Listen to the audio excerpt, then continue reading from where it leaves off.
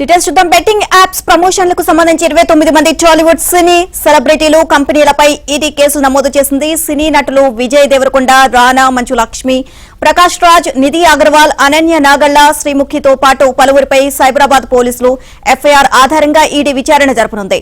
సినీ సెలబ్రిటీలు, YouTubers, ఇన్ఫ్లుయెన్సర్లను PMLA కింద విచారించనుంది.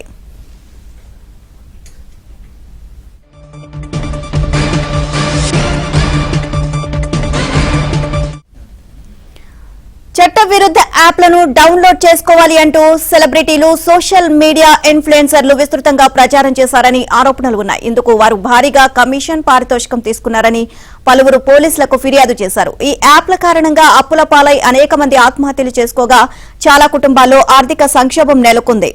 ఇక పోలీసులు ఎఫ్ఐఆర్ లో పేర్కొన్నారు. దీనికి సంబంధించి మరిన్ని అప్డేట్స్ మా క్రైమ్ కరెస్పాండెంట్ ప్రవీణ్ అడిగి తెలుసుకుందాం. ప్రవీణ్, బెట్టింగ్ యాప్స్ కు సంబంధించి కొంతమంది సెలబ్రిటీల పైన కేసు నమోదైనట్లుగా తెలుస్తుంది. దీనికి సంబంధించి విచారణ కూడా జరపనట్లు తెలుస్తోంది.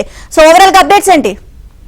బెట్టింగ్ యాప్ లను ప్రమోట్ చేసినటువంటి 29 మంది సెలబ్రిటీల పైన ఇప్పటికే కేసులు నమోదు చేసినటువంటి పరిస్థితి కనపడుతుంది. గతంలో సైబరాబాద్ పోలీసులు నమోదు చేసినటువంటి ఎఫ్ఐఆర్ల ఆధారంగా చేసుకుని ఈడీ రంగంలోకి దిగింది. ఈడీ కూడా ఈసీఐఆర్ నమోదు చేసింది. 29 మంది సెలబ్రిటీలతో పాటు బెట్టింగ్ యాప్ కంపెనీల పైన కూడా కేసు నమోదు చేసినటువంటి సందర్భం అయితే కనపడుతుంది. ఇందులో హీరో విజయ్ దేవరకొండతో పాటు రానా, మంచు లక్ష్మితో పాటు ప్రకాష్ రాజ్, నిధి అగర్వాల్, మంచు లక్ష్మి, అనన్య నాగల, శ్రీముఖులపై కేసు నమోదైనటువంటి పరిస్థితి కనపడుతుంది. గతంలో వీళ్ళు ఈ బెట్టింగ్ యాప్లను ప్రమోట్ చేయడంతో పాటు బెట్టింగ్ యాప్లని డౌన్లోడ్ చేసుకొని మీరు అందులో బెట్టింగ్ పెడితే మీకు అధికంగా డబ్బులు వస్తాయని నమ్మించేటువంటి ప్రయత్నం చేశారు. చాలా మందిని ఇన్ఫ్లుయెన్స్ చేశారు. చాలా మంది బెట్టింగ్ యాప్లో డబ్బులు పెట్టి ఆత్మహత్యలు చేసుకున్నటువంటి సంఘటనలు ఉన్నాయి. కాబట్టి దీనిపైన తెలంగాణ ప్రభుత్వం సీరియస్ గా పరిగణలోకి తీసుకొని కేసులు నమోదు చేసి దానిపైన ఇన్వెస్టిగేషన్ కూడా కొనసాగించింది. అయితే ప్రస్తుతం ఇందులో మనీ లాండరింగ్ కోణం ఉందనేది ప్రస్తుతం ఈడీ భావిస్తుంది. కాబట్టి ప్రస్తుతం ఈడీ అధికారులు కూడా కేసు నమోదు చేశారు. వీరు ఒక్కొక్కరిని ఒక్కో రోజు విచారణకు పిలిచి వాళ్ళ స్టేట్మెంట్ రికార్డ్ చేసేటువంటి అవకాశం ఉంటుంది.